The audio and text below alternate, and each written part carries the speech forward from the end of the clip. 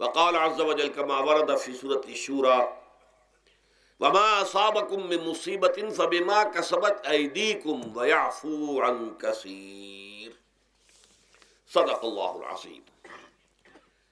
رب اشرح لي صدري ويسر لي أمري واحلل عقدة من لساني يفقهوا قولي. اللهم ربنا ألهمنا رشدنا وأعذنا من شرور أنفسنا. اللهم أرنا الحق حقا وارزقنا اتباعه وأرنا الباطل باطلا وارزقنا اجتنابه آمین یا رب العالمین. محترم رفقائے تنظیم اسلامی و رفیقات تنظیم اسلامی اور محترم احباب و حاضرین، سب سے پہلے میں تنظیم اسلامی کے سال پنجاب اجتماع میں آپ حضرات کو خوش آمدید کہتا ہوں. لاہور شہر سے فاصلے پر ہماری سب سے بڑی ظاہر بات ہے کہ یہاں پر نفری جو ہے شہر لاہور کے حلقے سے ہے، اور عام طور پر ہمارے سالانہ اجتماعات کے موقع پر چونکہ وہ اکثر و بیشتر لاہور میں ہوتے رہے ہیں تو شد رحال کی نوبت کم آتی رہی لاہور والوں کے لیے. یہ اس مرتبہ بہت اچھی بات ہے کہ ہم سب نکلے ہیں، باہر آئے ہیں. اب ظاہر بات ہے کہ یہاں تقریباً 50 گھنٹے جو آپ یہاں گزاریں گے، گھر والی سہولتیں تو نہیں ہوں گی، خواہ کتنا بھی اہتمام کر لیا گیا ہو، لیکن یہ کہ آپ یہ محسوس کریں کہ آپ اللہ کی راہ میں ہیں، اللہ کے دین کے لیے نکلے ہیں. کوئی دنیاوی غرض و غایت آپ کے پیش نظر نہیں ہے، نہ کوئی تجارت ہے، نہ کوئی تفریح ہے معاذ اللہ. تو اس حوالے سے اس اجتماع کے آداب اور حقوق کو بھی ملحوظ رکھیں، اور اگر کوئی تکلیف آئے تو اسے برداشت بھی پورے ہی خندہ پیشانی کے ساتھ کیجیے. میری آج کی گفتگو کا عنوان ہے ہمارے دکھوں کا واحد علاج اسلام. دیکھیے، انسانی زندگی میں دکھ اور سکھ ان کا چولی دامن کا ساتھ ہے. دکھ بھی ہے، سکھ بھی ہے، سردی کے ساتھ گرمی بھی ہے، نرمی کے ساتھ سختی بھی ہے. ان مع العسر یسرا ان مع العسر یسرا، یسر کے ساتھ عسر ہے، عسر کے ساتھ یسر ہے. لیکن انسان نفسیاتی طور پر متاثر جو ہوتا ہے زیادہ، وہ تکلیف سے ہوتا ہے، دکھ سے ہوتا ہے. خوشی آتی ہے تو وہ ایسے گزر جاتی ہے، اس کا وقت کا بھی پتہ نہیں چلتا، گزرتے ہوئے بڑی تیزی کے ساتھ وقت گزر جاتا ہے. لیکن غم کا معاملہ ہو جائے تو ایک ایک لحظہ جو ہے وہ بڑا کٹھن ہو جاتا ہے، بڑی مشکل سے گزرتا ہے. تو انسان کے احساسات پر زیادہ جو اثر آتا ہے وہ دکھ کا آتا ہے. بعض فلسفے دنیا میں ایسے ہیں کہ جنہوں نے اس دکھ، خاص طور پر جو حساس انسان اس کو محسوس کرتا ہے، اس کے اعتبار سے یہ کہا ہے کہ دنیاوی زندگی نرا دکھ ہی دکھ ہے.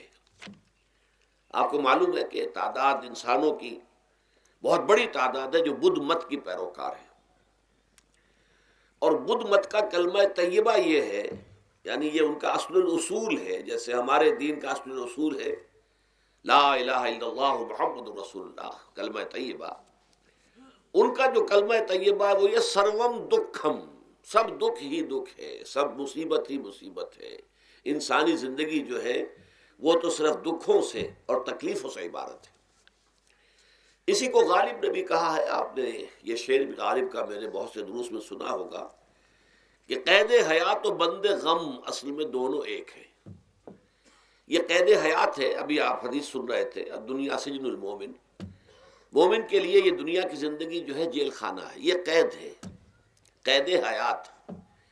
جیسے جیل میں آدمی اپنی مرضی سے نہیں جاتا، بھیجا جاتا ہے، اپنی مرضی سے نہیں نکلتا بلکہ نکالا جاتا ہے. اسی طرح لائی حیات آئے قضا لے چلی چلے، اپنی خوشی سے آئے نہ اپنی خوشی چلے. تو دنیا کی زندگی جو ہے وہ واقعتاً ایک اعتبار سے قید خانہ ہے. قید حیات و بند غم اصل میں دونوں ایک ہیں. جب تک یہ زندگی رہے گی غم بھی لگا رہے گا، تکلیفیں لگی رہیں گی، مصائب آتے رہیں گے، انسان کو دکھوں کا سامنا رہے گا، واسطہ رہے گا. موت سے پہلے آدمی غم سے نجات پائے کیوں؟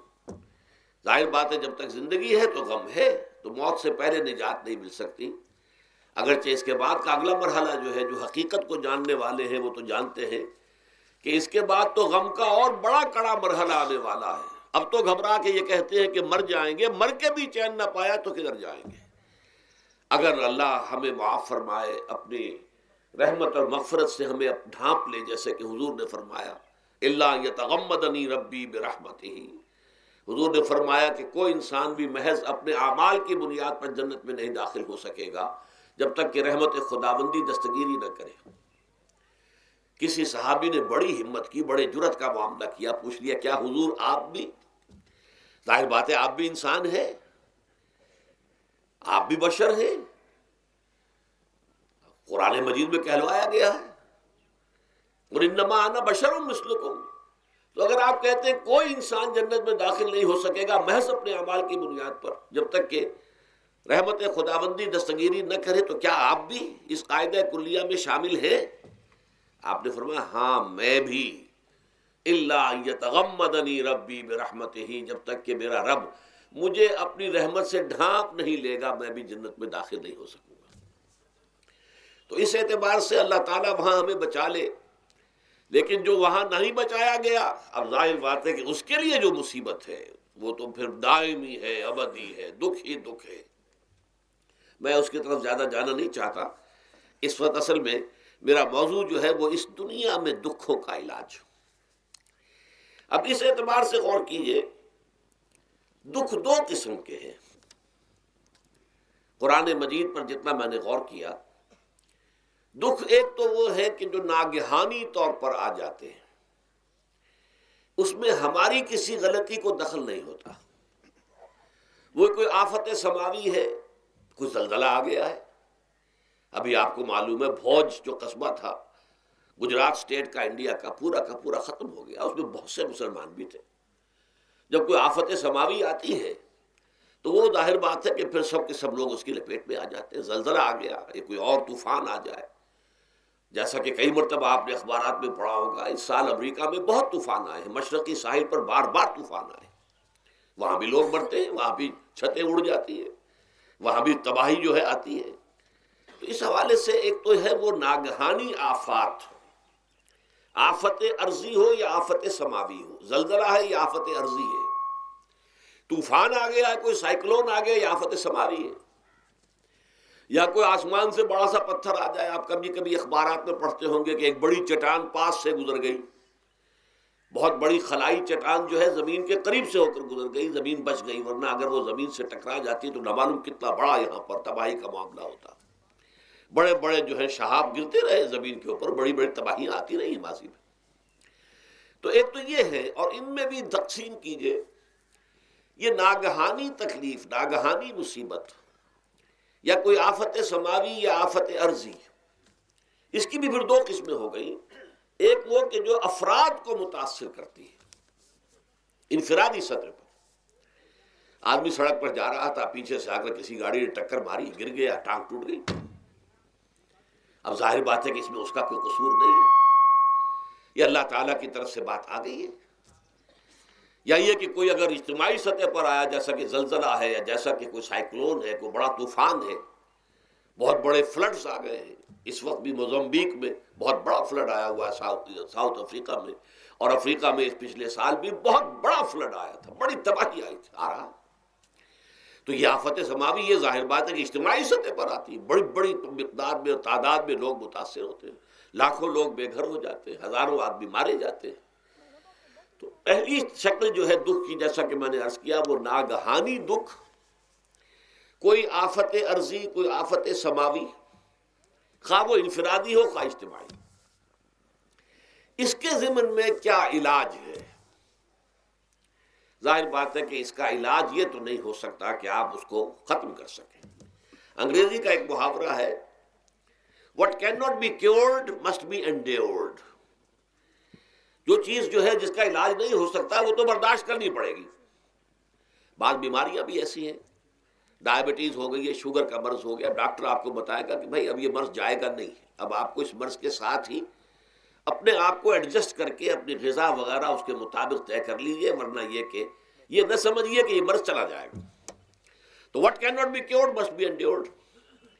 لہذا ان آفت سماوی و ارضی، چاہے وہ انفرادی سطح پر متاثر کرتی ہوں انسانوں کو، اور چاہے اجتماعی سطح پر، اس کا تو علاج ایک ہی ہے۔ عربی میں بھی ایک محاورہ یہ ہے کہ کسی نے پوچھا تھا کہ بچھو کے کانٹے کا کیا علاج ہے؟ البکاء الی الصباح، رات کو اگر کاٹا ہے کسی بچھو نے تو روتے رہو صبح تک، یہ علاج ہے، اس کا اور کوئی علاج ہے ہی نہیں۔ تو جو چیز لا علاج ہے اسے برداشت کرنا۔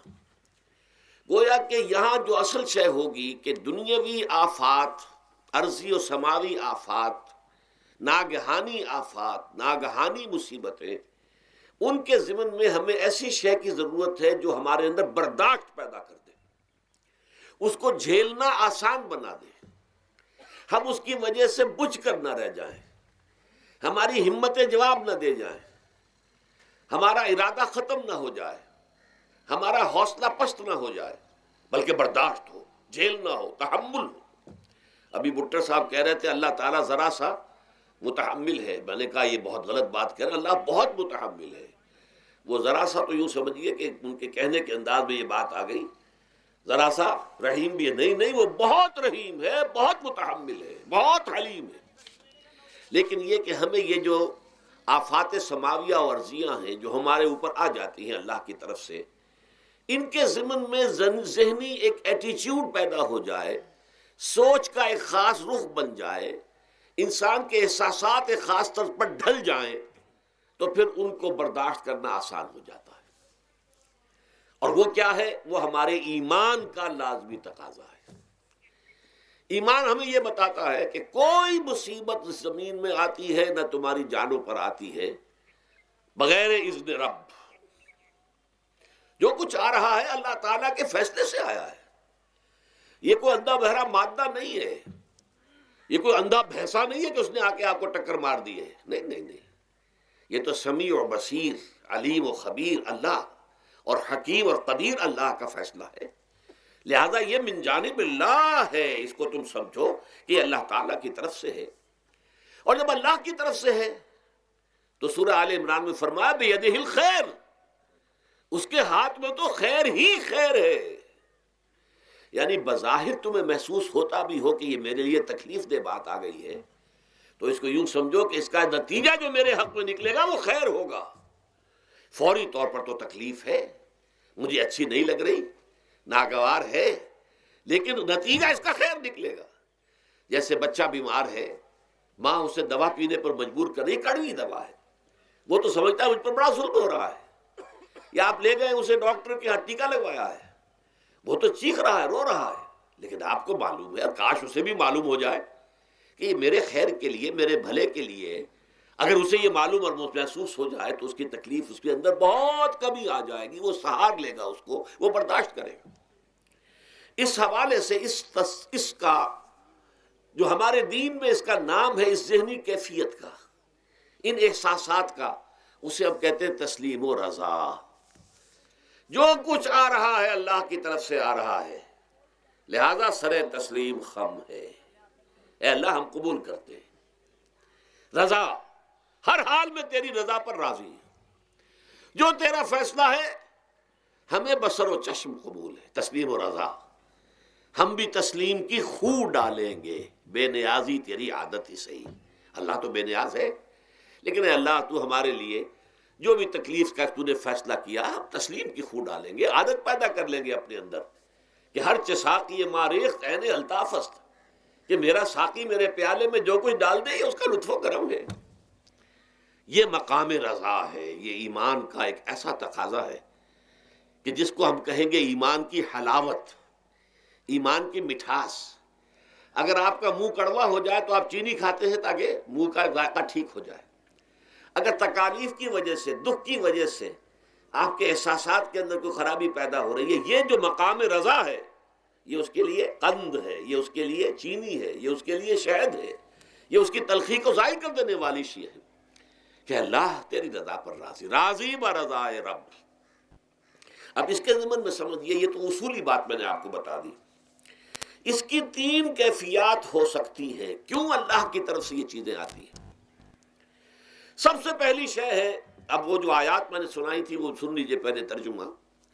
سورہ تغابن میں فرمایا ما صاب من مصیبت الا باذن اللہ، دیکھو کوئی مصیبت تم پر نہیں آ سکتی، نہیں آتی مگر اللہ کے اذن سے۔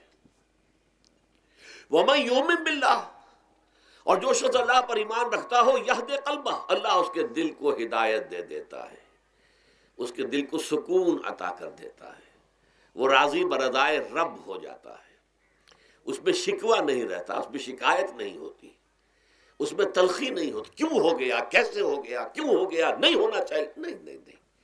یہ سارا جو پیچ آدمی کھاتا رہتا ہے نا اندر ہی اندر، وہ جو پیچ کھا رہا ہے، یہ سب پیچ سے نجات مل گئی۔ برو کشید سے پیچا کے ہستبود مرا، چے اقدہا کے مقام رضا کشود مرا۔ یہ پیچ کھانا جو ہے، پیچا کے ہستبود، اس سے اللہ تعالیٰ نے مجھے نجات دے دی ہے مقام رضا کے ذریعے سے۔ کتنے بڑے بڑے عقدے میرے حل ہو گئے اس مقام رضا سے، چے اقدہا کے مقام رضا کشود میرا، میرے تو بہت سے عقدے اس سے حل ہو گئے۔ اس حوالے سے ایک موٹی بات تو یہ ہو گئی، لیکن اب اس کو 3 حصوں میں تقسیم کیجئے۔ پہلی بات یہ کہ یہ اللہ کی طرف سے آزمائش کے طور پر آتے ہیں۔ آزمائش، میرا بندہ اس پر صبر کرتا ہے یا نہیں، یا میرے خلاف بکواس کرنے پر آمادہ ہو جاتا ہے۔ اللہ تو ایسا ہے، اللہ نے تو ہم پر کبھی کرم کیا ہی نہیں ہے، اللہ تو ظالم ہے، معاذ اللہ معاذ اللہ معاذ اللہ۔ کہیں ایسا تو نہیں، میرا بندہ جو ہے تکلیف کو جھیلتا ہے میری وجہ سے، یہ سمجھ کے کہ اللہ کی طرف سے آئی۔ یہ صبر جو ہے یہ بہت بڑی کامیابی ہے اگر انسان کو حاصل ہو جائے۔ اور اس صبر کے نتیجے میں 2 اور باتیں پیدا ہوتی ہیں۔ یہ مضامین علیحدہ علیحدہ دروس کے اندر آتے رہے ہیں، لیکن آج ایک نئے عنوان کے تحت جمع ہو کر آ رہے ہیں۔ پہلی بات یہ ہوتی ہے کہ یہ امتحان کا نتیجہ کیا نکلتا ہے کہ آپ نے ایک امتحان پاس کیا تو آپ کے اگلے درجے میں ترقی ہو جاتی ہے۔ 5ویں کا امتحان پاس کر لیا نا تو 6ٹھی میں جائیں گے، اب 6ٹھی کا امتحان پاس کریں گے تو 7ویں میں جائیں گے، 7ویں کا پاس کریں گے تو 8ویں میں۔ درجہ بدرجہ انسان کی دینی، ایمانی اور روحانی ترقی کا ذریعہ یہ آزمائش بنتی ہے۔ جتنا اس میں صبر ہوگا، جتنا اس میں تسلیم و رضا جو ہے آپ حاصل کرتے جائیں گے تو آپ کے درجے بلند ہوتے چلے جائیں گے۔ آپ کا امتحان کڑے سے کڑا آئے گا، بڑے سے بڑا آئے گا، مشکل سے مشکل تر آئے گا۔ ایک وقت میں MA کا امتحان بھی آپ کو دینا ہوگا، ایک وقت میں ہو سکتا ہے PhD کے لیے تھیسس آپ لکھیں، پھر اس کے اوپر جو ہے ٹیم بیٹھی ہوئی اور آپ سے وہ بحث کرے، جرا کرے آپ سے، وہ بھی کرنا ہوگا۔ لیکن یہ کہ اگر پرائمری ہی میں فیل ہو گئے تو اس کا سوال ہی پیدا نہیں ہوتا کہ کبھی آپ MA کا یا PhD کا تھیسس بھی لکھیں۔ اور اسی کو دوسرے انداز میں کہا گیا ہے قرآن مجید میں، وَلِيُبْلِيَ الْمُؤْمِنِينَ مِنْهُ بَلَاءً حَسَنًا۔ اصل میں ابلا کہتے ہیں، بلا یبلو جو ہے عربی زبان میں آتا ہے آزمانا۔ خلق الموت والحیات لیبلوکم ایکم احسن عملا، یہی معنی ابتلا کے بھی، ابتلا یبتلی آزمانا۔ ابلا یبلی جو آتا ہے باب افعال سے، اس میں آتا ہے کسی کو کسی تکلیف میں ڈال کر اس کو نکھارنا، کہ اس کا جوہر نکھر جائے، اس کے اندر جو خیر ہے وہ اور چمک جائے، لوگوں کو بھی معلوم ہو جائے کہ یہ شخص اس مقام کا اہل ہے، اس کے اندر یہ صلاحیت ہے، اس میں یہ قوت موجود ہے۔ تو یہ گویا کہ اہل ایمان کی صلاحیتوں کو نکھارنے کے لیے اور ان کے درجات کی ترقی کے لیے بھی اللہ تعالیٰ دنیا کے اندر یہ مصیبتیں اور امتحانات جو ہیں آزمائش کے حوالے سے افراد پر بھی اجتماعی طور پر بھی لاتا ہے۔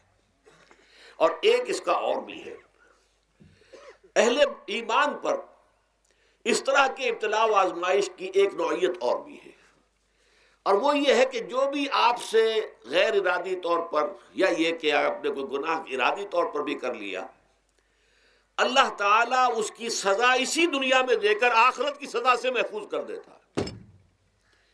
گویا کہ اس سے بڑا خیر کیا ہوگا؟ یہاں کی سزا کیا ہے؟ جھیل لی آپ نے، بخار آ گیا، ٹانگ ٹوٹ گئی، چلیے 3 مہینے آپ بستر پر پڑے رہے نا، اور کیا ہوا؟ کچھ نہیں۔ لیکن یہ کہ آخرت کی سزا ملتی بہت عظیم ہوتی، لہذا کفارہ بناتا ہے اللہ تعالیٰ ان گناہوں، ان جو بھی گناہ ہو گئے ہیں، غلطیاں ہو گئی ہیں، ان کا کفارہ اللہ تعالیٰ بندہ مومن کے لیے، حضور کی ایک حدیث ہے، اس کا متن مجھے اس وقت یاد نہیں ہے، کہ مومن کا معاملہ عجیب ہے، اسے کوئی تکلیف پہنچتی ہے صبر کرتا ہے، وہ اس کے گناہوں کا کفارہ بن جاتا ہے، اور اگر کوئی خوبی ملتی ہے اس پر اللہ تعالیٰ کا شکر ادا کرتا ہے، اس کے درجات بلند ہو جاتے ہیں۔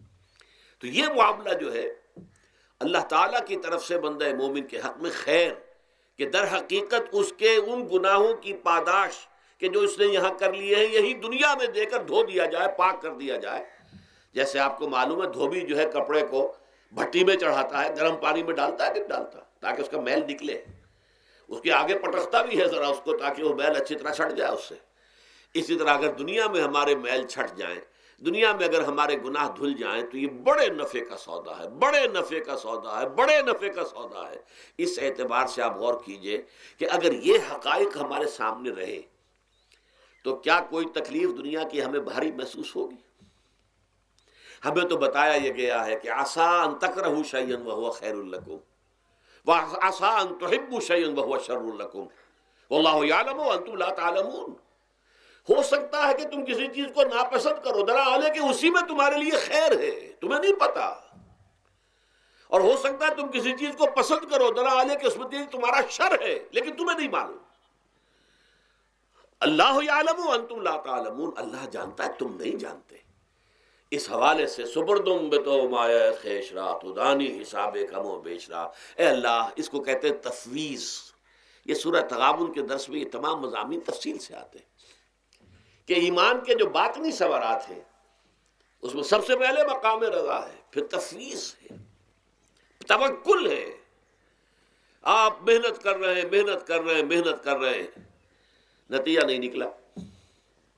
ایک نتیجہ یہ نکلے، ایک بچے نے بہت محنت کی، دن رات کام کیا، فیل ہو گیا امتحان میں۔ اب صدمے سے کمر ٹوٹ سکتی ہے اس کی، لیکن نہیں، ہو سکتا ہے کہ اللہ تعالیٰ نے اسی میں میرے لیے خیر رکھی ہو۔ اس لیے کہ ہماری محنت سے کچھ نہیں ہوگا، ہمارے مادی وسائل سے کچھ نہیں ہوگا، ہوگا اللہ کے اذن سے، اللہ کی مرضی سے، اللہ کی مشیت سے۔ یہ ہمارے لیے خاص طور پر اس اعتبار سے بہت اہم نکتہ ہے، ہم سب راہ حق کے مسافر ہیں، اپنے اپنے بس پڑتے محنت کر رہے ہیں، وقت بھی صرف کر رہے ہیں، مال بھی صرف کر رہے ہیں، محنت کر رہے ہیں، مشقت کر رہے ہیں، لیکن فرض کیجئے جیسا کہ ہے فی الواقع، فرض کیا کیجئے، وہ تو واقع سامنے کی بات ہے، نتائج نکلتے نظر نہیں آ رہے، قدم نہیں بڑھ رہے، ہماری طرف لوگوں کا رجوع عام نہیں ہے، ٹھیک ہے، اس پر قطعاً بدل ہونے کی بات نہیں ہے، یہ اللہ تعالیٰ کی مشیت میں ہوگا، جب وہ چاہے گا تب ہوگا۔ ہمارا کام یہ کہ اپنا فرض ادا کیے چلے جائیں بس، اور نتیجے سے بالکل ذہن کو اپنے منقطع کر لیں، ذہن کا کوئی تعلق آپ کے نتیجے کے ساتھ نہ رہے۔ یہ جب تک کیفیت ہماری نہیں ہوگی، ہم اس راہ پر استقامت اور مدام اس پر محنت اور جد و جہد کرنا جو ہے وہ ہمارے لیے ممکن نہیں رہے گا۔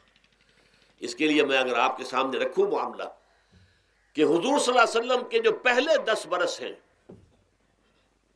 جب سے آپ کو آغاز ہوا ہے وحی کا،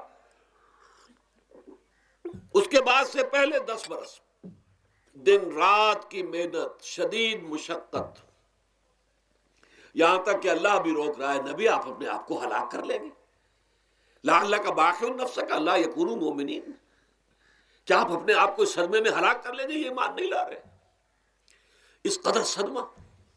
لیکن اس کے ساتھ یہ ہے کہ یہ نہیں ہے کہ نتیجہ نہیں نکل رہا تو کام چھوڑ کے بیٹھ جائیں، نہیں، معاذ اللہ، معاذ اللہ۔ نتیجہ نہ نکلے تو حضرت نوح علیہ السلام کی عمر بھی اگر حضور کی ہوتی، 950 برس بھی حضور دعوت دیتے، آپ کا کام تھا، آپ کا فرض تھا۔ حضرت نوح علیہ السلام بھی تو آخر اللہ کے ایک بندے تھے، اللہ کے رسول تھے، 950 برس تک دعوت دی ہے۔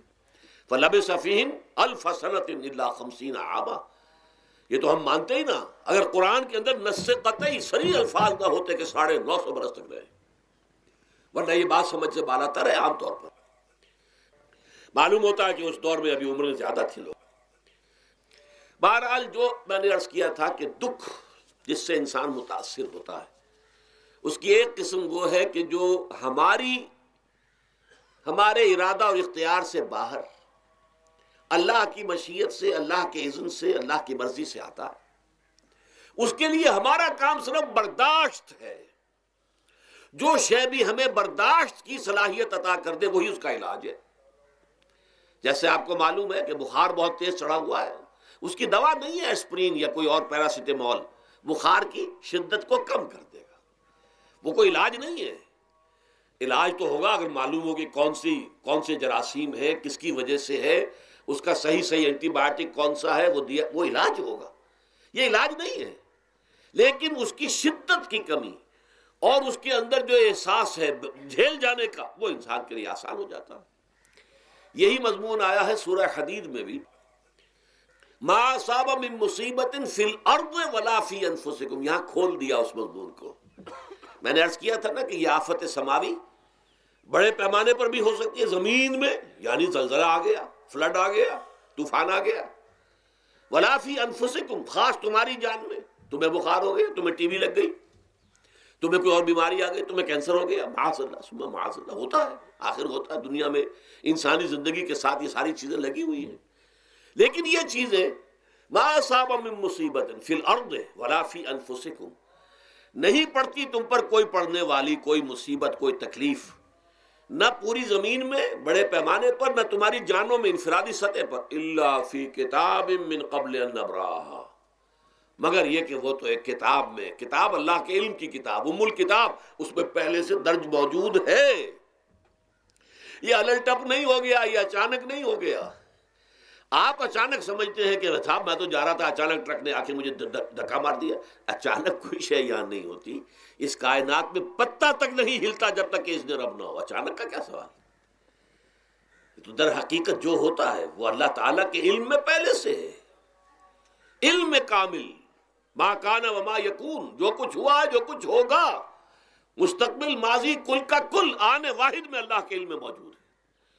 لہذا یہاں اچانک کچھ نہیں ہوتا، جو بھی آیا ہے اللہ کے اذن سے آیا ہے، اور یہ پہلے سے اللہ کے علم کے اندر موجود تھا، لکھا ہوا تھا، الا فی کتاب من قبل ان نبراہا ان ذلک علی اللہ یسیر۔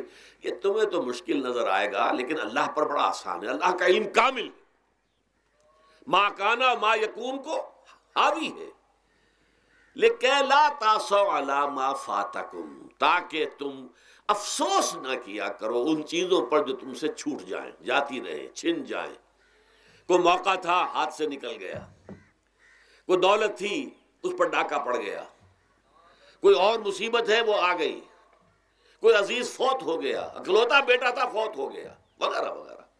ما فاتکم، فات سے ہی فوتیدگی ہے نا، جو شے بھی نکل جائے، چلی جائے، ہاتھ سے جاتی رہے، چاہے وہ کوئی آپ کا عزیز تھا جو فوت ہو گیا تو آپ کے ہاتھ سے نکل گیا، یا کوئی مال تھا جو آپ کے قبضے سے نکل گیا، ڈاکہ پڑ گیا، چوری ہو گئی، نقصان ہو گیا کاروبار میں بہت بڑا، اس پر افسوس نہ کیا کرو۔ اگر افسوس کرو گے تو اس کا مطلب کیا ہوگا کہ تمہیں اللہ پر اعتماد نہیں ہے، یا تم سمجھتے ہو کہ اللہ کے سوا بھی کوئی ہے جو یہ کام کر سکتا ہے۔ کائنات میں تو ایک ہی کی مرضی چلتی ہے، وہ ہے اللہ۔ لہذا اگرچہ وہ کسی کے ذریعے سے تکلیف آپ کو پہنچی ہے، کسی نے آپ کو پتھر مارا ہے، وہ پتھر ہو سکتا ہے آپ کو نہ لگتا، لگ گیا ہے تو اللہ کے فیصلے سے لگا ہے، اس کا باپ بھی نہیں پتھر مار سکتا آپ کو اگر اللہ کا اذن نہ ہو۔ لہذا آپ پتھر مارنے والے کو بھی مجرم سمجھیے، ٹھیک ہے، اس سے بھی قصاص لینے کا آپ کو حق ہے، لیکن یہ جان لیجئے کہ جو آیا ہے پتھر وہ اذن رب سے آیا ہے۔ اب ظاہر بات ہے کہ اگر یہ کیفیت ہوگی تو غصہ اتنا نہیں ہوگا اس شخص پر کہ جس نے یہ کام کیا ہے، بلکہ ہو سکتا ہے آدمی مسکرا کے رہ جائے، جیسے کہ وہ میں واقعہ سناتا رہا ہوں اپنے دروس میں کہ ایک درویش منش آدمی جا رہا تھا، جو رب کرے سو ہو، جو رب کرے سو ہو، جو رب کرے سو ہو۔ کسی شخص نے پتھر اٹھا کر دے مارا، اس کے سر پہ لگ گیا کہ اس نے پیچھے پلٹ کر دیکھا کس نے مارا ہے۔ اس نے کہا مجھے کیا دیکھتے ہو، جو رب کرے سو ہو، یہ تو رب کے مارنے سے۔ اس نے کہا مجھے تو یہ پتھر رب کے مارے ہی لگا ہے، لیکن میں دیکھ یہ رہا تھا بیچ میں کس کا منہ کالا ہو گیا، اپنے لیے کس نے ایک گناہ کما لیا، اپنے لیے کس نے ایک مصیبت جو ہے وہ مول لے لی، وہ بیچ میں تم آ گئے ہو۔ پتھر اللہ کی طرف سے آیا ہے، لیکن اس کا عذاب، اس کا وبال تم پر آ جائے گا۔ بہرحال یہ تو میں نے عرض کیا آپ کے سامنے، وہ چیزیں کہ جو آ جاتی ہیں، وہ تکالیف، وہ مصائب جو اللہ کی طرف سے من جانب اللہ ہے، اس میں آپ کسی کو مورد الزام نہیں ٹھہرا سکتے، وہ آپ پر آ گیا۔ دوسری تکلیفیں وہ ہیں جن کے لیے فارسی میں کہتے ہیں خود کردہ، اپنے ہاتھوں جو مصیبتیں آتی ہیں۔ اس کے لیے میں نے آپ کو سورہ شورى کی آیت سنائی ہے، ما اصابکم من مصیبت فبما کسبت ایدیکم ویعفو عن کثیر۔ جو مصیبت بھی تم پر آتی ہے انسانوں، وہ تمہارے اپنے ہاتھوں کے کرتوتوں کی وجہ سے آتی ہے، اور ابھی تو اللہ بہت سی چیزوں کو تو معاف بھی کرتا رہتا ہے، ہر تمہاری غلطی پر پکڑتا نہیں ہے، ہر خطا کے اوپر تمہیں سزا نہیں دیتا ہے، کوئی سزائیں معاف بھی کرتا رہتا ہے، عفو و درگزر سے بھی کام لیتا ہے۔ بہت متحمل اور حلیم بھی ہے، بہت رحیم اور غفور بھی ہے اور کریم بھی ہے، لیکن یہ کہ یہ جان لو کہ ایک مصیبتیں وہ ہیں جو تمہاری اپنی پیدا کرنے ہیں، بما کسبت ایدیکم، تمہارے اپنے ہاتھوں کی کمائی ہے۔ یہ کون سی خود کردہ، یہ در حقیقت ہے اجتماعی نظام جو انسان بناتا ہے۔ اس اجتماعی نظام کو غلط کر کے اگر اس نے اپنے لیے مصیبتیں کھڑی کر لی، مصیبت ہے لیکن یہ مصیبت تمہارے اپنے ہاتھوں کی لائی ہوئی ہے۔ تم نے نظام غلط بنایا ہوا ہے، تم نے دولت کی تقسیم غلط کی ہوئی ہے۔ اللہ نے تو رزق پیدا کر دیا اور سب کے لیے کافی ہے، یہ تم نے کیا ہے کہ ایک طرف کچھ لوگوں کے کھتے بھرے ہوئے ہیں اور ایک طرف کوئی فاقے سے مر رہا ہے۔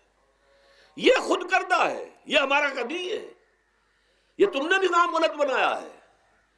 یہ جو نظام کے اندر خرابی ہے یہ تمہاری اپنے کرتوت ہیں، تم نے خود نظام کے اندر غلطی رکھی ہوئی ہے، ناانصافی گھولی ہوئی ہے، اس کا زہر گھولا ہوا ہے، یہ تمہارے اپنے کرتوتوں کی وجہ سے، اور اس کا علاج تمہیں کرنا پڑے گا خود۔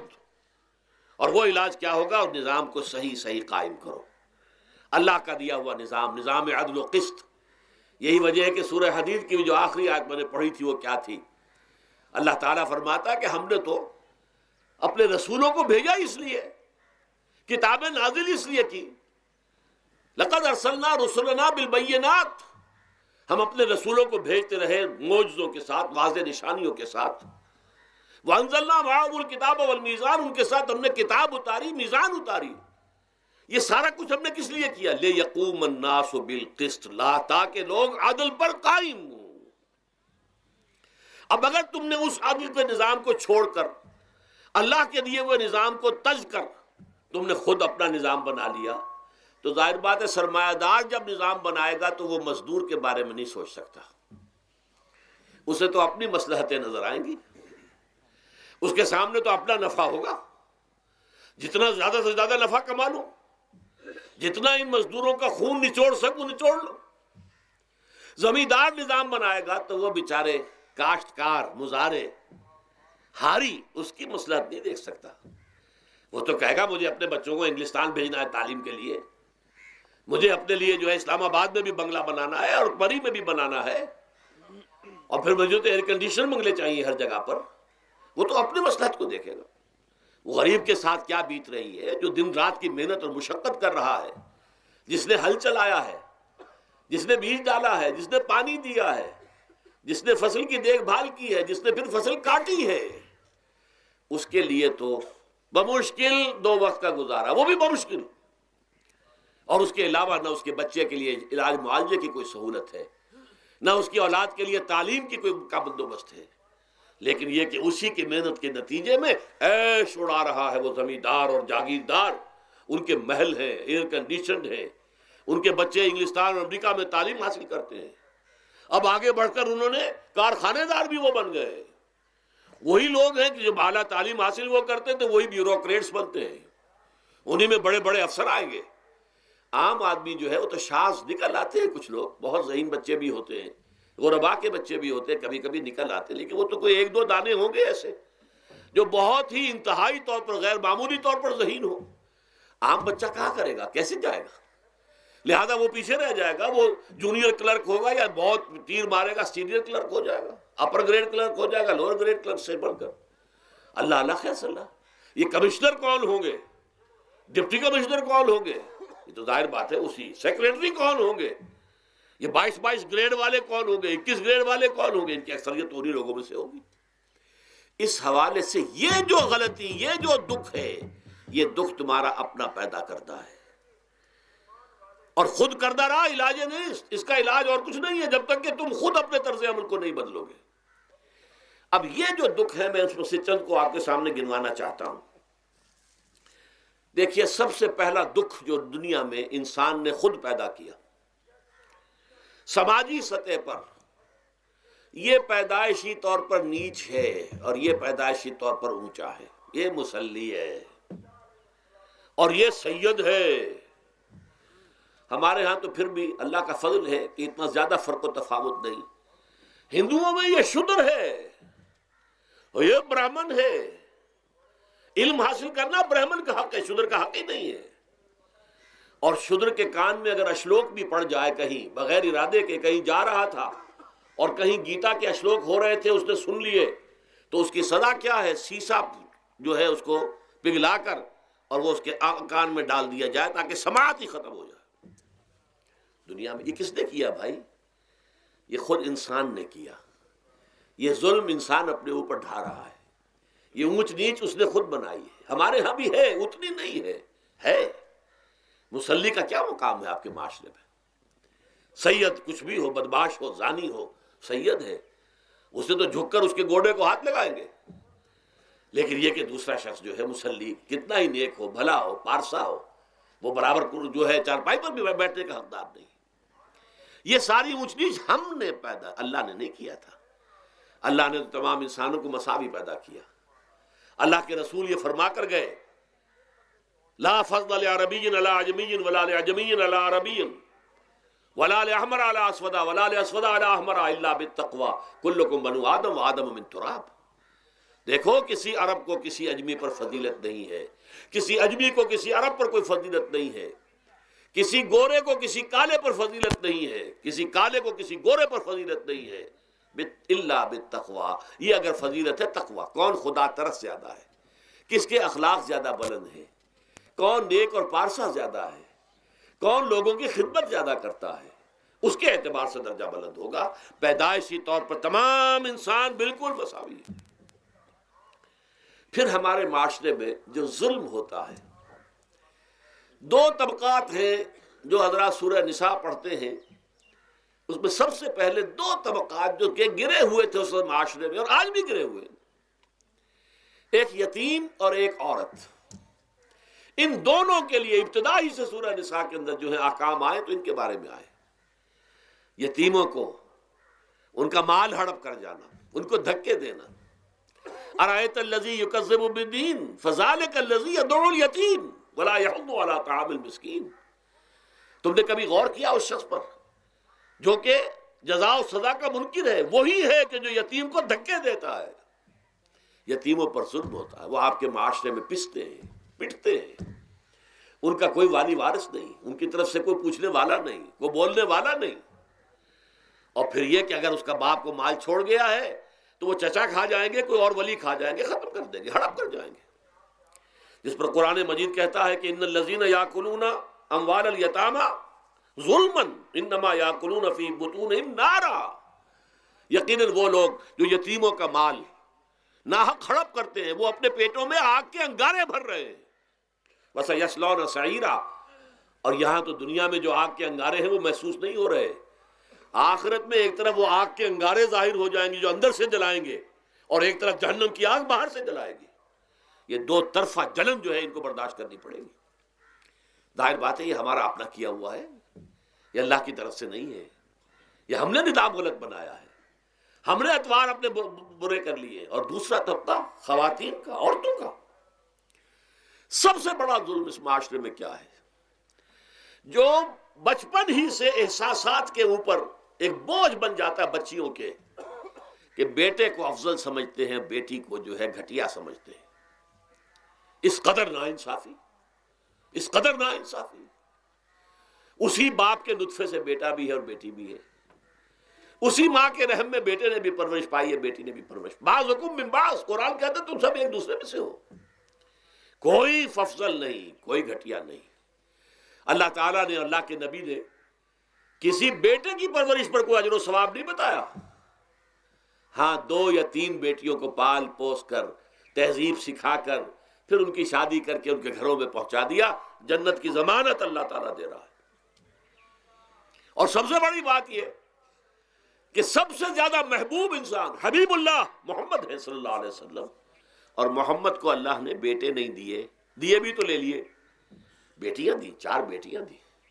اور کتنی محبت کرتے تھے محمد صلی اللہ علیہ وسلم کی بیٹیوں سے، خاص طور پر حضرت فاطمہ سے، وہ تو آپ سیرت میں پڑھیے کتنی محبت، کس قدر محبت۔ سب سے چھوٹی تھی شاید اس لیے۔ بہرحال پہلی بات تو یہ کہ بچپن ہی سے وہ دعویٰ پڑھنا شروع ہو جاتا ہے بچیوں کے ذہنوں پر کہ ہم کو گھٹیاں ہیں، ہمارے بھائی بڑیاں ہیں، ہمارے والدین جو ہیں ان سے زیادہ محبت کرتے ہیں، ہم سے نہیں کرتے۔ پھر شادی میں اکثر و بیشتر لڑکیوں کی مرضی کا کوئی خیال نہیں کیا جاتا. یہ ظلم ہے جو ہم کر رہے ہیں. لڑکی کی مرضی کے بغیر، اس کے اذن کے بغیر، اس کی اجازت کے بغیر کوئی شادی نہیں ہو سکتی. زبردستی وہ بھیڑ بکریاں نہیں ہے کہ جس کے ہاتھ چاہا آپ نے بیچ دیا. معاذ اللہ ثم معاذ اللہ ثم معاذ اللہ. یہ ضرور ہے کنواری بیٹی ہے تو اس سے صرف آپ نے پوچھا اور وہ خاموش رہی، بس یہ بھی کافی ہے.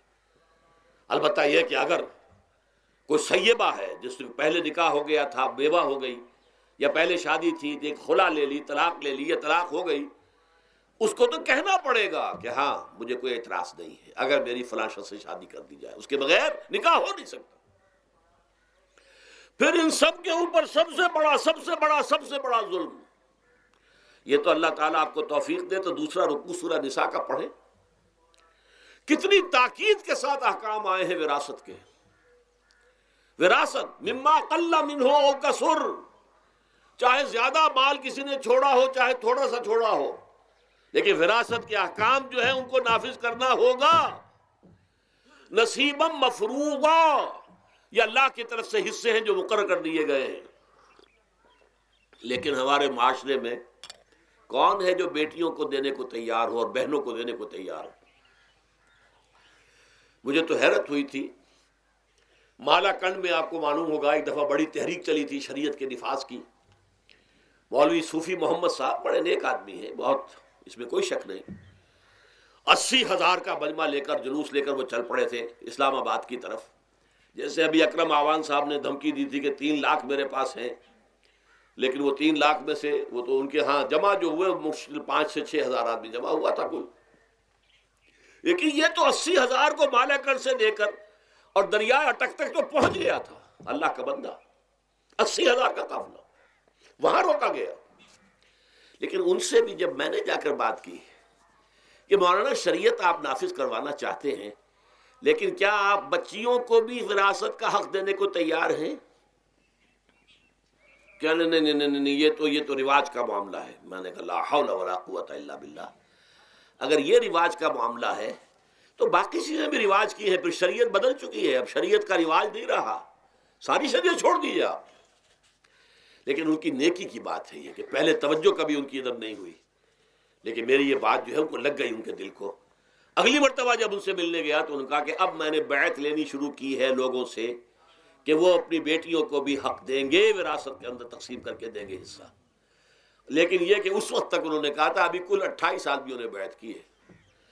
وہ 80,000 سے بیعت یہ لینی آسان کام نہیں ہے. 80,000 کو جوش دلا کر شریعت کے نام پر لا کر ٹکرا دینا یہ آسان کام ہے، لیکن 80,000 سے یہ بیعت لینا کہ پورے شریعت پر عمل کریں گے یہ بہت مشکل ہے. یہی تو وجہ ہے ہمارا قافلہ اگر سست گام ہے تو کیوں ہے. ہم یہ کہتے ہیں کہ پہلے میدان میں آنے سے پہلے اپنی ذات پر، اپنے گھر میں دین نافذ کرو، پھر باہر نکلو. اپنی معاش اور اپنی معاشرت پر اسلامی شریعت نافذ کرو، پھر باہر آ کر اسلام کا نعرہ لگانے کا تمہیں حق پہنچتا ہے، ورنہ نہیں. اگر تمہاری اپنی ذات پر دین نافذ نہیں، چہرے پر 12 بجے ہوئے ہو، اللہ تعالیٰ کے نبی کی سنت کا کہیں آثار دور دور تک نظر نہ آ رہے ہو، روزانہ پھاوڑا چلا رہا ہو آدمی نبی کی سنت کے اوپر شیو کر رہا ہو، اور پھر وہ کہے میں اسلام چاہتا ہوں. بھائی اللہ کے بندے، پہلے ذرا یہ کمی پوری کر لے. اور اگر تیرے کاروبار میں کوئی حرام شے ہے، تیری معاش میں کوئی حرام شے ہے، کوئی سودی معاملہ کیا ہو، ختم کر اس کو. اللہ کے بندے، بینک کی سروس کر رہا ہے، چھوڑ اس کو. اگر یہ کام کر لو، بے پردگی اختیار کی ہوئی ہے. اللہ نے تو پردہ سکھایا ہے، اللہ کے نبی نے پردہ سکھایا ہے، شریعت اسلامی نے پردہ رکھا ہے. مردوں اور عورتوں کا اختلاط پسند نہیں ہے. اس پر عمل کرو، پھر آنا میدان میں، پھر دوسروں کی غلطی جو ہے بتانا اس کو کہ یہ تم غلط کر رہے ہو، مشرف تم یہ کر رہے ہو، غلط کر رہے ہو، فلاں تم یہ کر رہے ہو، غلط کر رہے ہو، نواز شریف تم یہ کر رہے ہو، غلط کر رہے ہو. لیکن یہ ہے کہ اس سے پہلے اپنے اوپر. اسی لیے میں نے آپ کو بتا دیا وہ واقعہ کہ انہوں نے بتایا، بعد میں اور بھی آ گئے ہوں گے انشاءاللہ، مجھے امید ہے. لیکن جب میں ملا تھا تو انہوں نے کہا تھا ابھی صرف 28 آدمیوں نے بیعت کی. بہرحال عورتوں کا ایک حق ہے جو حضور نے بیان فرمایا اور قرآن مجید نے بیان کیا. عاشروہن بالمعروف، عورت کا اکرام ہو، بیٹی کی حیثیت سے بھی، بہن کی حیثیت سے بھی، بیوی کی حیثیت سے بھی، اور ماں کی حیثیت سے تو سمجھو کہ جنت جو ہے وہ ماں کے قدموں تلے ہے۔ الجنت تحت اقدام الامہات، فرمان ہے محمد رسول اللہ صلی اللہ علیہ وسلم کا۔ لہذا اکرام، عورت کا اکرام، عورت کی عزت، بیٹی کی حیثیت سے بھی، بہن کی حیثیت سے بھی، بیوی کی حیثیت سے بھی، اور ماں کی حیثیت سے بھی۔ عاشروہن بالمعروف، اپنی بیویوں کے ساتھ رہو بڑے طریقے پر، نیک طریقے پر، اچھے طریقے پر۔ حضور نے یہاں تک فرمایا خیارکم خیارکم لأہلیکم وانا خیرکم لأہلی۔ دیکھو مسلمانوں، اے میرے صحابیوں، تم میں سے بہتر لوگ وہ ہیں جو اپنے گھر والوں کے حق میں بہتر ہیں، نرمی کرتے ہیں۔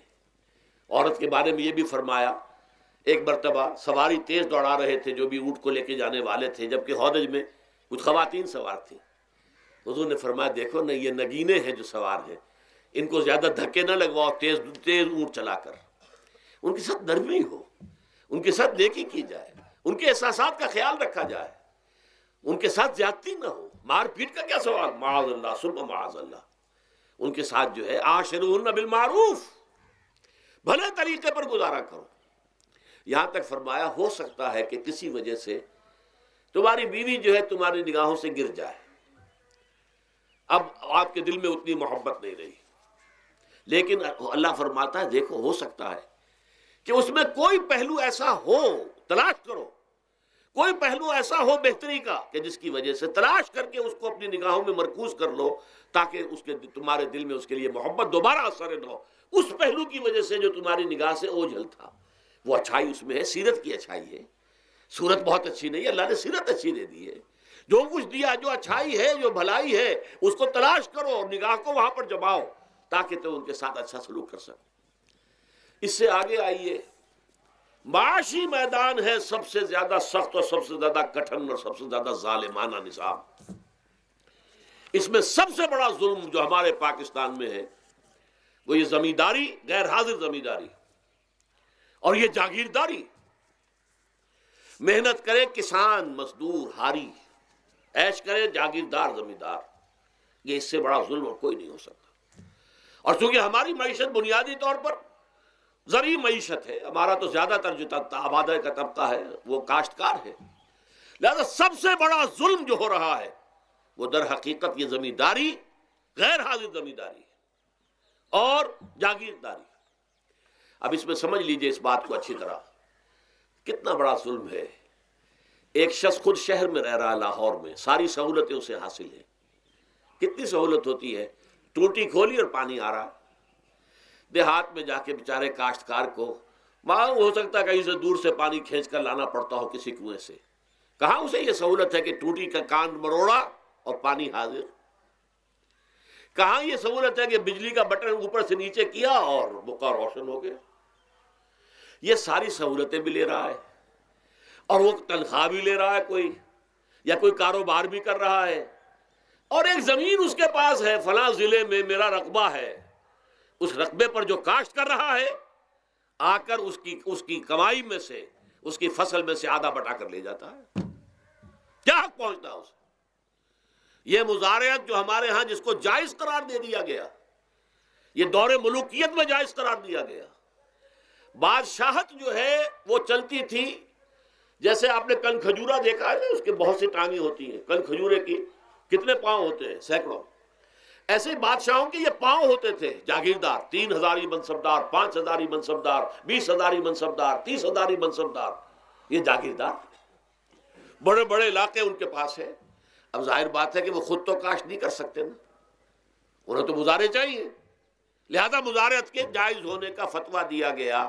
جب اسلام میں بادشاہت آ گئی، ملوکیت آ گئی اور جاگیرداری آ گئی، جو ملوکیت کے پاؤں ہیں وہ کنسلے کی طرح، کن کھجورے کی طرح اس کے پاؤں ہیں، تو وہ تو جاگیردار ہے۔ یہ ہے جس کی وجہ سے امام ابو حنیفہ نے کہا مزارعت حرام ہے، جس کی زمین ہے وہ کاشت کرے، یا حضور کی حدیث ہے کہ چاہے اپنے بھائی کو دے دے تو ایک دانہ لینے کا حقدار نہیں ہے۔ اگر تو تمہارا کوئی اور ذریعہ معاش نہیں ہے تو ٹھیک ہے، جاؤ کاشت کرو، تمہارا کوئی اور ذریعہ معاش ہے، تمہارا کاروبار ہے، تمہاری دکان چل رہی ہے، تم ملازمت میں ہو، تمہیں تنخواہیں مل رہی ہیں، تمہارا پروویڈنٹ فنڈ بھی جمع ہو رہا ہے، تمہیں تو تمہارے ریٹائرمنٹ کے بعد وہ پینشن بھی مل جائے گی، اور اس کے ساتھ ساتھ تم نے یہ ظلم روا رکھا ہوا ہے۔ زمین اگر ہے یا تو جاؤ کاشت کرو، ورنہ یہ کہ اس زمین کو دے دو اپنے کسی بھائی کو، ملکیت تمہاری رہے گی، کاشت وہ کرے گا تو جو فصل ہوگی اس کی برداشت بھی وہی کرے گا، وہی لے کر جائے گا۔ یہ فتویٰ ہے امام اعظم امام ابو حنیفہ رحمۃ اللہ علیہ کا، یہی فتویٰ ہے امام مالک امام دار الحجرہ امام مدینہ امام مالک رحمۃ اللہ علیہ کا، دونوں کا فتویٰ یہ ہے، اور عظیم ترین یہی دو ہیں، اولین بھی یہی دو ہیں، عظیم ترین بھی یہی دو ہیں۔ امام شافعی بھی شاگرد ہیں امام مالک کے، امام احمد ابن حنبل شاگرد ہیں امام شافعی کے۔ ٹاپ پر کون ہے؟ امام ابو حنیفہ، ان کے شاگردوں میں قاضی ابو یوسف اور امام محمد امام ظفر، ادھر امام مالک، ان کے شاگردوں میں پھر امام شافعی، پھر ان کے شاگرد امام احمد ابن حنبل۔ ٹاپ پر دونوں یہ کہہ رہے ہیں کہ حرام، مزارعت حرام، جس کی زمین ہے خود کاشت کرے۔ یہاں یہ ہے کہ خود کاشت نہیں کر سکتا تو اپنے بھائی کو دے دے، بس ٹھیک ہے، اس میں سے کوئی حصہ لینے کا وہ حقدار نہیں ہے۔ جو محنت کرے، جو خون پسینہ اپنا لگائے، وہی اس سے ساری جو ہے آمد بھی اس کو حاصل ہونی چاہیے۔ یہ مجھے حال ہی میں، یہ آپ کے علم میں ہونا چاہیے، یہ فتویٰ دیا ہے قاضی ابو یوسف اور امام محمد نے کہ مزارعت حلال ہے، جائز ہے۔ شرطیں لگائی انہوں نے کہ بیج بھی زمیندار دے، کوئی جانور وغیرہ ہے تو وہ بھی زمیندار کا ہو، اگر کوئی ٹریکٹر ہے تو اس کی بھی پیمنٹ جو ہے زمیندار کرے۔ یہ ہے شرطیں، یعنی اس کا کوشش کی ہے کہ اس جاگیرداری کا ڈنک جو ہے کم ہو جائے، اس مزارعت کے اندر جو مضرت ہے وہ کم ہو جائے، لیکن یہ کہ اصلاً اسے جائز قرار دے دیا۔ ہمارے ہاں کون شرطوں کو کون دیکھتا ہے، آداب کو کون دیکھتا ہے، قواعد و ضوابط کو کون، ہنیئن وریا، جیسے کہ ماں کا دودھ پیتے ہیں ایسے ہی یہ مزارعت کی جو آمدنی ہے اس کو کھا رہے ہیں۔ حرام ہے، حرام ہے، حرام ہے۔ حال ہی میں ابھی ملاقات ہوئی میری مولانا زاہد الراشدی صاحب، آپ کے بہت قریب گجرانوالے میں، جو اس کی سب سے بڑی مسجد ہے، اس کے خطیب ہیں۔ انہوں نے بتایا ملا علی قاری نے بھی یہ لکھا، جو بہت بعد کے حنفی جو ہے وہ فقیہ ہیں، کہ دلائل تو وہی ہیں جو امام ابو حنیفہ نے دیے ہیں، دلائل تو ان کے ساتھ ہیں، لیکن مصلحت ہے جو جس کے تحت یہ فتویٰ دیا گیا۔ یہاں تک کہ مولانا شبیر احمد عثمانی کے ساتھ دست راست سمجھ لیجئے، ظفر احمد عثمانی رحمۃ اللہ علیہما، انہوں نے بھی یہ لکھا ہے کہ دلائل تو امام صاحبی کی رائے کے حق میں جاتے ہیں، لیکن یہ کہ ہمارے ہاں تقلید کا ایسا ایک قلادہ گردنوں میں ڈال دیا گیا ہے، چونکہ ہمارے بزرگوں نے فتویٰ دے دیا، قاضی ابو یوسف نے امام اور قاضی اور امام محمد نے، لہذا فتویٰ تو اسی پر چلے گا۔ میں نے ان سے بات کی اور ان کا ڈٹ کر میں نے کہا میدان میں آئیے، نہ کام کیجیے، جب تک یہ مزارعت ختم نہیں ہوتی ہے، جب تک جاگیرداری اور زمینداری ختم نہیں ہوتی ہے، اس ملک میں کوئی سیاست صحیح آ ہی نہیں سکتی۔ یہ سیاست تو وڈیروں کا، جاگیرداروں کا، بڑے بڑے زمینداروں کا کھیل ہے۔ یہ آپ نے پتہ نہیں نام سنا ہے کہ نہیں، میوزیکل چیئرز گیم، یہ ہوتا ہے ان کا کھیلنے والوں کا، بہت زیادہ دولت والے جو ہیں، یہ ان کا کھیل ہے۔ ان کو کام تو کوئی کرنا نہیں ہوتا، جاگیردار ہے، اسے کوئی کام کرنا ہے۔ وہ بیٹھ کر ایک کلب بنا رکھی ہے، یہ پارلیمنٹ کیا ہے، کلب ہے، وہاں بیٹھ کے وہ اپنا وقت گزاری کرتے ہیں۔ یہ پوائنٹ آف آرڈر آ گیا ہے، اور یہ جو ہے ہماری حقوق جو ہے، پریولیج موشن آ گئی ہے، وہ کرتے نہیں گفتگو بیٹھ کر۔ تو یہ جان لیجئے کہ یہ ظلم کس نے کیا ہے؟ یہ خود کردہ ہے، یہ ہم نے اس نظام کو برداشت کیا ہوا ہے۔ جب تک ہم نہیں اٹھیں گے یہ نظام ختم نہیں ہوگا۔ خود کردہ کا علاج خود ہی کرنا ہوگا۔ یہ غلط نظام جو چلا آ رہا ہے، جب تک کہ اس کو ہم بدلیں گے نہیں، اس کو ختم نہیں کریں گے، اس وقت تک یہ ظلم کیسے ختم ہوگا؟ اس سے آگے آئیے، ایک ہے کارخانے دار۔ کارخانے دار کو اور مزدور کو آپ نے چھوڑ دیا کہ باہم طے کریں۔ کارخانے دار کہتا ہے میں تو صاحب آپ کو 15 روپے دوں گا، کام کرنا ہے تو کریں، نہیں کرتے تو نہ کریں۔ آپ نے زیادہ سے زیادہ یہ کیا کہ نہیں، یہ ویج بہت کم ہے، آپ نے ایک یونین بنا لی، کچھ ہڑتال کر دی۔ اچھا ہڑتال کر دی، 10 دن کی ہڑتال کے بعد غریب مزدور کا تو بچہ ہو سکتا ہے بھوکا مرنے لگے، کارخانے دار کی صحت پہ کوئی اثر پڑے گا؟ اس میں لاکھوں ہیں، کروڑوں ہیں، اس کی صحت پر کوئی اثر نہیں پڑتا۔ لہذا یہ ظلم ہے۔ اس ظلم کا علاج کیا ہے؟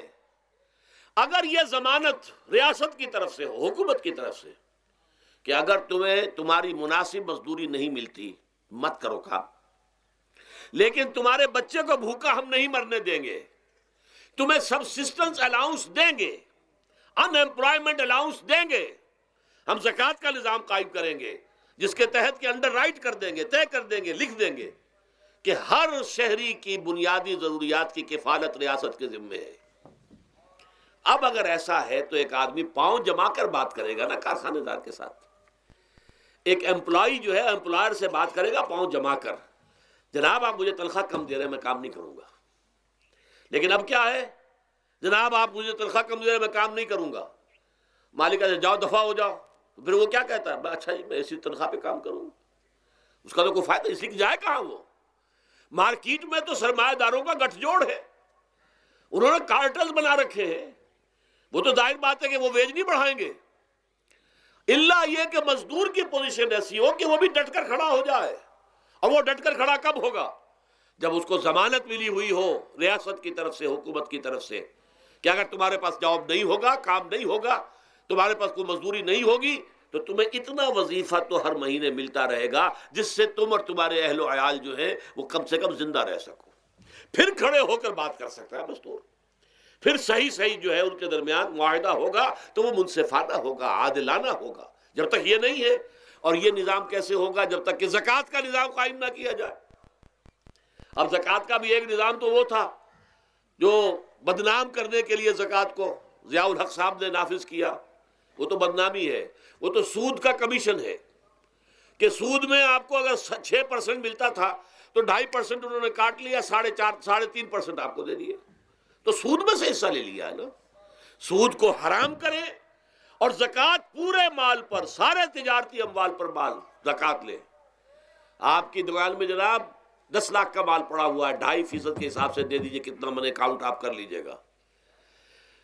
کوئی ایک ہے سٹاکسٹ، آپ کے گودام میں اتنا سٹاک پڑا ہوا ہے، اتنی مالیت کا 2.5% دیجئے، تمہاری اتنی بھیڑیں بکریاں ہیں، اتنی بھیڑیں اتنی بکریاں نکال دو۔ جب تک کہ تمام اموال میں سے زکوٰۃ نہ لیجیے، یہ کیا کہ بینک کے اندر جو جمع ہے اس پر سے زکوٰۃ کاٹ لی، انا للہ و انا الیہ راجعون، نام اس کا زکوٰۃ رکھا ہے، اور خیرات کا ایک نظام بنا دیا، کچھ خیرات اور کچھ سیاسی جو ہے اپنا ہتھ کنڈا، کہ وہ کے ناظمین زکوٰۃ جو بن رہے ہیں اور زکوٰۃ کونسلیں بن رہی ہیں، وہ سب کون ہیں؟ جو ہمارے سیاسی طور پر ہمارے ساتھی ہیں، ہمارے ورکرز ہیں۔ اور پھر جتنے غبن ہوئے ہیں اور جتنا اس کے مس اپروپریشن، سب کو معلوم ہے ہمارے معاشرے میں، آخر اگر حکومت کے جتنے محاصل ہیں وہ غبن ہوتے ہیں تو زکوٰۃ کا کیوں نہیں غبن ہوگا؟ زکوٰۃ کو آسمان سے اتری ہے، بلکہ زکوٰۃ میں سے غبن کرنا تو آسان ہے، اس لیے کہ سود میں سے کاٹا ہوا ہے، اس میں تو انسان جو ہے وہ برا بھی محسوس نہیں کرے گا کہ یہ تو سود ہے، لعنت ہے، اگر اس کو میں نے کچھ ہضم کر لیا تو کیا ہو گیا۔ جب تک کہ یہ دو نظام نہیں آئیں گے، اور تیسرے یہ کہ سود کے ذریعے سے جب تک کہ یہ ظلم، سود کا نتیجہ کیا نکلتا ہے؟ اصل میں ہمارے عام آدمی سمجھتے ہیں سود کہ اچھا ہے جی، کیا ہے، ایک آدمی نے پیسے جمع کرائے ہیں، اب اسے ہر مہینے اتنا پیسہ مل رہا ہے۔ عام آدمی بھی ہمارے ہاں یہ جو پٹھانوں والا سود ہے، یہ جو سود خور گاؤں میں بیٹھے ہوئے ہیں، جو بہت بڑی شرح کے اوپر سود دیتے ہیں اور خون چوس جاتے ہیں لوگوں کا، اور ان کے کسی طریقے سے قرضے ختم، ان کو تو سبھی برا کہتے ہیں۔ کوئی ایک آدمی بھی آپ کو نہیں ملے گا کہ جن کے لیے کلمہ خیر کہے، ان کے لیے کسی نرمی کا یا ان کے لیے کسی بھی آسانی کا کوئی مطالبہ کرے۔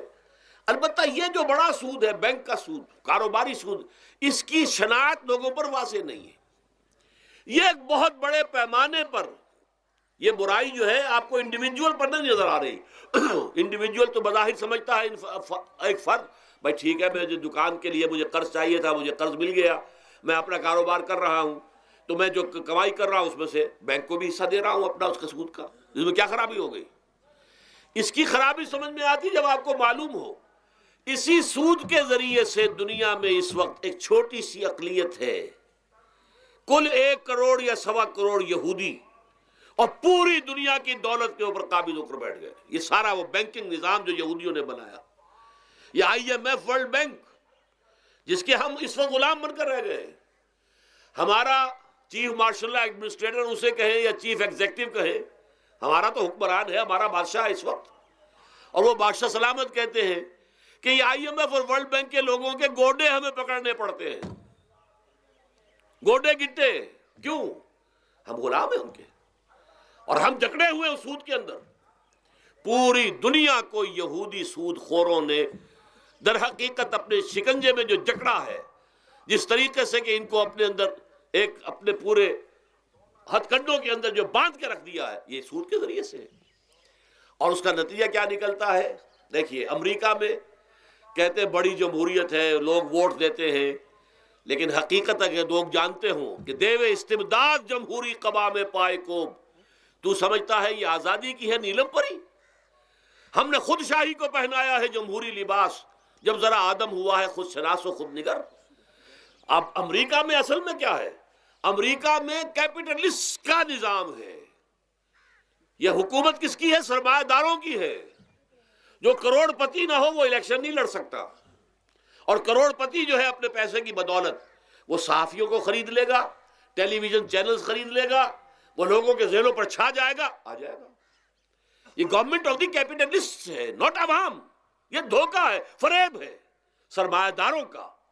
وہاں وہ جاگیردار اس طرح کے نہیں ہیں، سرمایہ دار ہیں.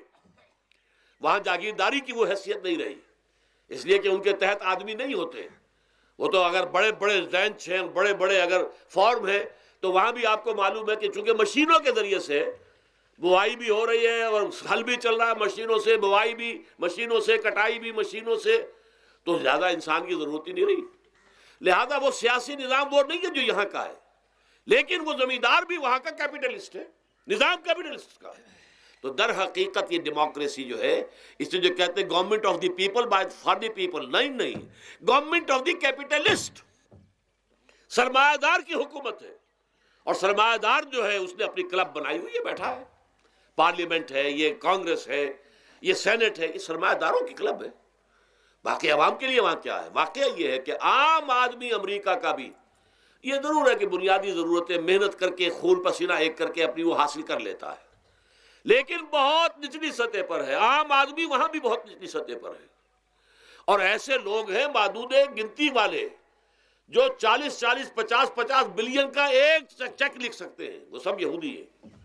House of Rothschilds, house of Goldsmiths, یہ سٹی بینک جو یہاں بھی آ گیا ہے اپنی ساری گندگیاں پھیلانے کے لیے، سٹی ہاؤسز اور سٹی کار، یہ کیا ہے؟ یہ جکڑ لینا ہے آپ کو. آپ کو ذرا سا دھوکہ دیا، جاؤ جی لے لیجئے، کوٹھی لے لیجئے، ہم آپ کو قرض دیتے ہیں. آپ پھول گئے، اتنی بڑی کوٹھی کا میں مالک ہو گیا. اب جب اس کا قرض دینے کا چکانے کا معلوم ہوا کہ میں تو غلام ہو کر رہ گیا ہوں، جو کماؤں وہ سارا کا سارا ان کی قسط کے اندر چلا جائے گا. اور اگر خدا نہ خواستہ کہیں ڈیفالٹ کر گیا تو جتنا میں نے دیا تھا وہ بھی ہضم، اور مکان وہ ضبط کر کے اور نیلام کر دیں گے. اللہ خیر صلی اللہ. لیکن وقتی طور پر ذرا سا دھوکہ جو ہو جاتا ہو، دیکھو اتنی بڑی کوٹھی کا میں مالک ہو گیا، دیکھو اتنی لمبی کار میرے پاس آ گئی، دیکھو فلاں شے میں نے حاصل کر لی، لیکن اس کا نتیجہ جو نکلتا ہے وہ تو وہاں والوں سے پوچھئے جس طریقے سے کہ وہ غلام بن کر رہ جاتے ہیں، وہ مزدور بن کر رہ جاتے ہیں. جیسے بھٹوں میں آپ نے دیکھا ہے، بھٹوں میں جو مزدور ہوتے ہیں وہ بکے ہوئے ہوتے ہیں، وہ غلاموں کی طرح ہوتے ہیں. ان کو بلکہ لوگ ایک دوسرے سے خرید کر لے کر جاتے ہیں. ایک بھٹے والا آتا ہے اور دوسرے بھٹے کی جو مزدور جو غلام ہے ان کو وہ وہاں کی پیمنٹ کر کے اور لے جاتا ہے. وہ بالکل ان کے سرس کی طرح ہے، ان کے غلاموں کی طرح ہے. یہ ساری جو میں نے آپ کے سامنے گنوائی ہیں، یہ در حقیقت نوع انسانی کو جو تقسیم کیا گیا، انگریزی میں آپ کہتے ہیں ہیوز اور ہیو ناٹس. قرآن نے اس کے لیے کیا لفظ استعمال کیا؟ محرومین اور مترفین. اور ان مترفین کی وجہ سے اللہ کا عذاب آتا رہا دنیا میں. ان کے گلچھرے ابھی بسنت منائی، کس نے منائی؟ یہ لکھپتی کروڑ پتی ہیں، انہوں نے عیش کیے ہیں، راتوں کو نیند حرام کی ہے لوگوں کی، یہ بسنت منا رہے ہیں. کیا ہو رہا ہے؟ در حقیقت یہ وہی ہے مترفین. سورہ بنی اسرائیل میں فرمایا جب ہم یہ فیصلہ کر لیتے ہیں وَإِذَا أَرَدْنَا أَن نُهْلِكَ قَرْيَةً امرنا مترفیہا ففسقوا فیہا فحق علیہ القول فدمرناہا تدمیرا. جب ہمارا فیصلہ ہوتا ہے کہ کسی بستی کو، کسی علاقے کے لوگوں کو ہلاک کر دیں، تو مترفین جو ہیں، دولت مند لوگوں کو ہم حکم دے دیتے ہیں، آزادی دے دیتے ہیں، ان کی لگام ڈھیلی کر دیتے ہیں، اس میں فسق و فجور کا بازار گرم کر دیتے ہیں. اور جب پورا فسق و فجور کا بازار گرم ہو جاتا ہے، اچانک ہماری پکڑ آتی ہے، دمرناہا تدمیرا، ہم اس کو پٹخ کر رکھ دیتے ہیں، ٹکڑے ٹکڑے کر دیتے ہیں. یہ مترفین. اور دوسری طرف محرومین. اسی طریقے سے مستضعفین اور مستکبرین. ایک طرف مستکبرین ہے، ہاٹی پیپل، جو کہ پارلیمنٹ میں جاتے ہیں، جو جاتے ہیں سینٹ کے اندر بیٹھتے ہیں، جن کا ایک طبقہ ہے، وہ ایک علیحدہ ہی ہے، ان کی سوسائٹی علیحدہ ہے، ان کے تہوار علیحدہ ہیں. نیو ایئرز نائٹ پر جو کچھ یہ کرتے ہیں بدماشیاں، اس کا ذرا سا آپ کو اندازہ بہرحال دیہات کے رہنے والوں کو نہیں ہے. لاہور اور کراچی کے لوگوں سے پوچھئے کیا ہوتا ہے، اسلام آباد کے لوگوں سے پوچھئے، پشاور اور کوئٹہ کے لوگوں سے پوچھئے. یہ سب در حقیقت مستضعفین ایک طرف، مستکبرین دوسری طرف، محرومین ایک طرف اور مترفین ایک طرف. یہ سوسائٹی کو تقسیم کر کے، اور پھر تقسیم کرو اور راج کرو، ڈیوائیڈ اینڈ رول. یہ آپس میں ٹکرائیں گے، آپس میں لڑیں گے، تم ان سب کے اوپر حکومت کرو. اب ظاہر بات ہے کہ اس کا علاج میں نے عرض کیا تھا نا، کہ پہلے قسم کے دکھ تو وہ ہیں جو من جانب اللہ آتے ہیں، اس کا تو سوائے برداشت کے کوئی مادہ نہیں، کوئی اس کا اور ہمارے پاس چارہ نہیں. لیکن برداشت کا حوصلہ بڑھانے کے لیے وہ ساری باتیں ایمان کے ذریعے سے ہمیں ملتی ہیں. لیکن یہ جو خود کردہ ہے، اپنے غلط نظام کی وجہ سے جو دکھ ہم نے پھیلا رکھا ہے، جو محرومی پھیلا رکھی ہے، جو بھوک پھیلا رکھی ہے، جو لوگوں پر ظلم کا جو ہے بازار گرم ہو رہا ہے، چاہے وہ سماجی سطح پر ہے، گھروں میں ہے، چاہے بازاروں میں ہے، چاہے مارکیٹوں میں ہے، چاہے کھیتوں میں ہے، چاہے کارخانوں میں ہے، یہ سب ہمارے غلط نظام کا نتیجہ ہے، یہ اللہ کی طرف سے نہیں ہے. وما اصابکم من مصیبت فبما کسبت ایدیکم، یہ تمہارے اپنے ہاتھوں کی کمائی ہے، تمہارے اپنے ہاتھوں کے کرتوت ہیں، تم نے غلط نظام کو قبول کیا ہوا ہے. اب اس کا علاج کیا ہوگا؟ اب علاج ایسے ہوگا جد و جہد کے ذریعے سے اس نظام کو ختم کیا جائے. اس لیے کہ یہ تو میں نے آپ کے سامنے بیماری کا بیان کر دیا ہے، علاج کیا ہے انشاءاللہ اس کے بارے میں گفتگو جو ہے وہ پرسوں ہوگی 11 بجے دن. اقول قولی ھذا واستغفر اللہ لی ولکم ولسائر المسلمین والمسلمات.